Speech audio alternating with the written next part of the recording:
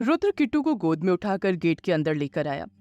निहाल और नील दोनों गार्डन में ही बातें कर रहे थे और तभी उन दोनों की नजर रुद्र और किट्टू पर पड़ी। वही इस बात से अनजान रुद्र चुपचाप किट्टू को रूम में लेकर आ गया और नील निहाल दोनों को जाते हुए देख रहे थे। तभी नील ने कहा, रुद्र तो किट्टू को उठाने के बहाने ढूंढता रहता है। अभी तक किट्टू 3 बार बाहर गई है और तीनों ही बार रुद्र उसे गोदी में लेकर आया है, और तू कह रहा है कि ये उसे डिवोर्स देने वाला है। निहाल ने भी कहा, हाँ यार, समझ में तो मुझे भी कुछ नहीं आ रहा कि रुद्र के दिमाग में चल क्या रहा है। वो उसे छोड़कर आता है तब बात करते हैं उससे। थोड़ी देर बाद रुद्र का ड्राइवर भी बहुत सारे शॉपिंग बैग लेकर फार्म हाउस के अंदर आ गया। निहाल ने उसे रोकते हुए कहा, ये इतनी सारी शॉपिंग रुद्र ने की है? तो ड्राइवर ने हाँ में गर्दन हिला दी। नील ने कहा, किसके लिए की है? ड्राइवर ने कहा, सर, किट्टू मैम के लिए। ये सुनकर नील और निहाल एक दूसरे को हैरानी से देखने लगे।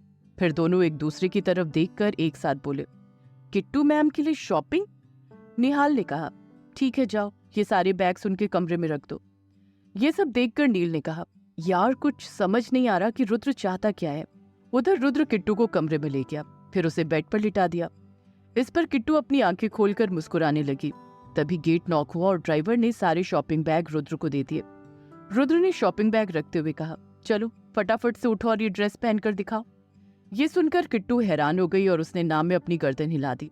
इस पर रुद्र ने कहा, देखो, मैंने पहले ही कहा था कि एक बार पहनकर दिखा देना, उसके बाद मत पहनना। किट्टू ने फिर से नाम में गर्दन हिला दी। इस पर रुद्र ने अपना माथा पीटते हुए कहा, हे भगवान, किट्टू एक बार पहनकर दिखा दो, कुछ नहीं करूंगा, प्लीज एक बार पहनकर दिखा दो।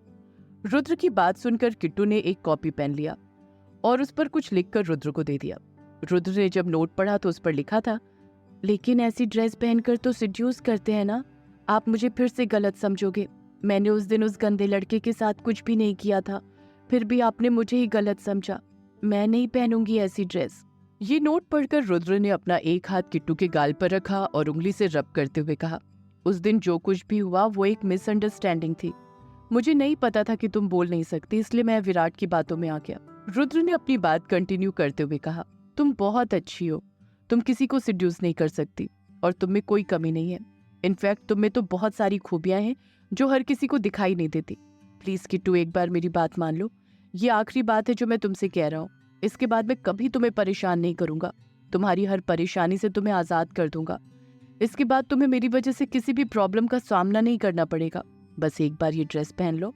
ये सुनकर किट्टू ने बेमन से वो ड्रेस उठाई और वॉशरूम में चली गई। किट्टू ने ड्रेस तो पहन ली, लेकिन उसमें बाहर आने की हिम्मत बिल्कुल नहीं थी। रुद्र ने करीब 20 मिनट बाद वॉशरूम का गेट खटखटाया। रुद्र ने कहा, किट्टू, मुझे पता है तुमने ड्रेस पहन ली है, प्लीज एक बार बाहर आ जाओ। रुद्र की आवाज सुनकर किट्टू ने वॉशरूम का गेट हल्का सा खोला तो रुद्र ने कहा, किट्टू प्लीज बाहर आ जाओ। इस पर किट्टू धीरे धीरे वॉशरूम के बाहर आई। किट्टू इस वक्त एक फ्रॉक पहने हुए थी जो उसके घुटने से बहुत ऊपर थी। उसका ड्रेस का गला आगे से बहुत ही डीप था और पीछे से वो ड्रेस पूरी तरह बैकलेस थी। लाइट पिंक कलर की इस फ्रॉक में वो पूरी बारबी डॉल लग रही थी। फ्रॉक थाई तक होने की वजह से किट्टू उसे बार बार हाथ से नीचे खींच रही थी। वहीं रुद्र ने जब किट्टू को देखा तो बस देखता ही रह गया। किट्टू का रंग और फ्रॉक का रंग काफी हद तक एक जैसा था। रुद्र ने अपने मन में कहा, काश तुम सोमनाथ की बेटी ना होती। इस वक्त किट्टू की तो आंखें ही नहीं उठ रही थी और उसने अपनी गर्दन झुका रखी थी और अपने आधे बाल आगे की तरफ करके रखे हुए थे ताकि आगे का गला उससे कवर हो जाए, लेकिन फिर भी उसका गोरा रंग उस ड्रेस में निखर रहा था। रुद्र ने जब देखा कि किट्टू ड्रेस में अनकंफर्टेबल फील कर रही है तो रुद्र ने कहा, किट्टू, ये ड्रेस खींचने से लंबी नहीं होगी।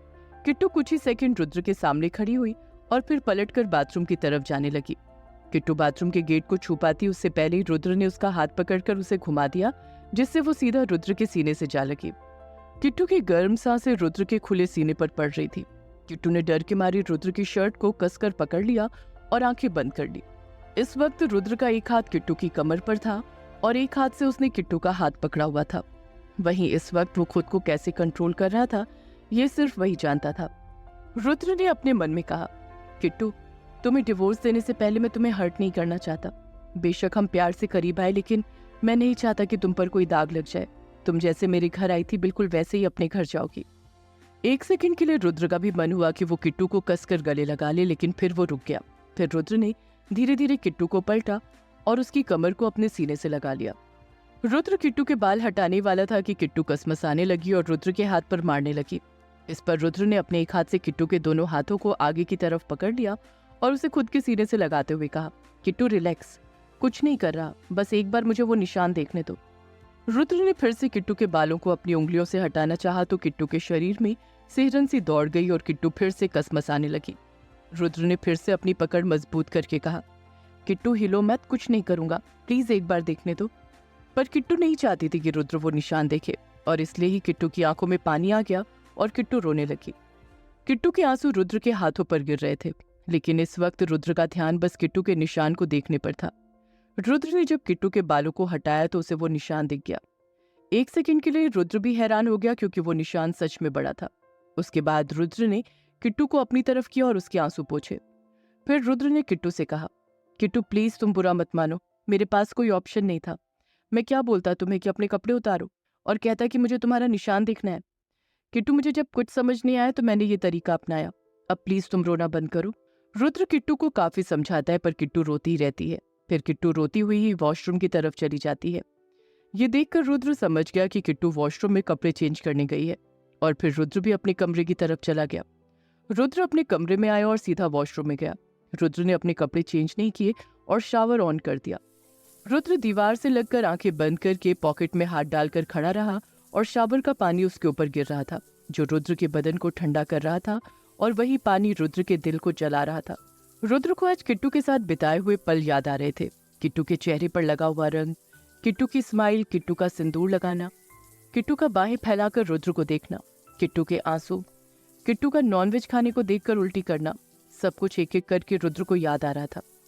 करीब 20 मिनट तक ये सब सोचने के बाद रुद्र वॉशरूम से बाहर आया। उसके बाद रुद्र ने अपने कपड़े पहनकर अपना फोन उठाया और फिर किसी को फोन करके कहा, तुम्हें पक्का यकीन है कि कात्यायनी सोमनाथ की बेटी है? फोन की दूसरी तरफ से आवाज आई, हाँ सर, मैं बिल्कुल श्योर हूँ। रुद्र ने कहा, अगर ऐसा है तो फिर कात्यायनी की कमर पर जले हुए का निशान कैसे आया? दूसरी तरफ से आवाज आई, वो बचपन में एक बार पटाखे से जल गई थी। रुद्र ने कहा, ठीक है, पर ध्यान रखना, अगर इसमें कोई भी झूठ हुआ तो मैं तुम्हें छोड़ूंगा नहीं। दूसरी तरफ से आवाज आई, सर यकीन मानिए इसमें कोई झूठ नहीं है, कात्यायनी सोमनाथ राठौड़ की ही बेटी है। ये सुनकर रुद्र ने अपना फोन रख दिया और एक गहरी सांस लेकर कहा, हाँ, अब तो डिवोर्स होना ही है। रुद्र बहुत उदास हो गया था। फिर अचानक से वो उठा और किट्टू के कमरे में गया। किट्टू भी तब तक चेंज कर चुकी थी। रुद्र ने किट्टू से कहा, किट्टू एक बात बताओगी, सच बताना। किट्टू ने हाँ में अपनी गर्दन हिला दी। रुद्र ने कहा, सच बताओ तुम्हारे शरीर पर ये निशान कैसे आया?